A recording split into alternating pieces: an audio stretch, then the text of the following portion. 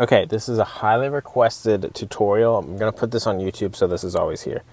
So, whenever we're cooking food, we know that the weight changes whether it's raw and then when it's cooked. Like, there's a difference. So, like, for example, with chicken, when we cook, the chicken is going to get lighter because what happens is we're adjusting the water in it, basically. So, we're cutting out like when you cook, you're going to cook out the water so your meat gets smaller. So, to figure out if you make like a boatload of chicken, you're like, hey, since I'm tracking via raw information, because usually that's what's on the nutrition label that we're using, it's best to keep things standard.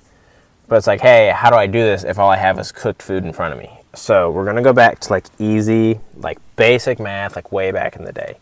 So what I have here on the screen is an example of doing this. So let's say we got 10 ounces raw of chicken, right? We cook it and it comes out to be 7 once we cook. So like what you'll do is you'll weigh it raw, boom, that's the 10 ounces.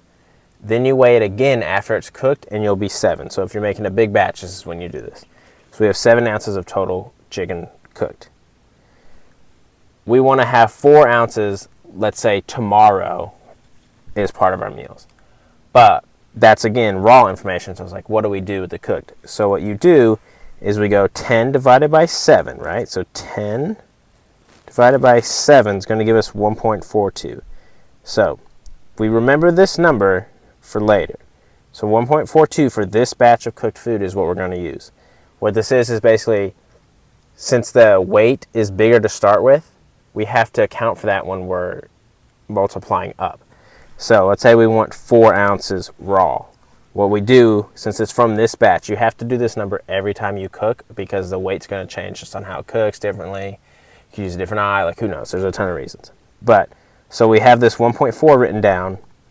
So to find what 4 ounces raw would be, let's say we don't have this written here, it's like, what is this? Boom, question mark.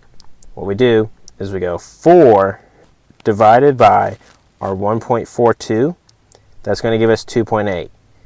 And that's going to be our answer there. So that's what we're looking for, is 2.8. 0.8. And when you go into MyFitnessPal, you're going to log this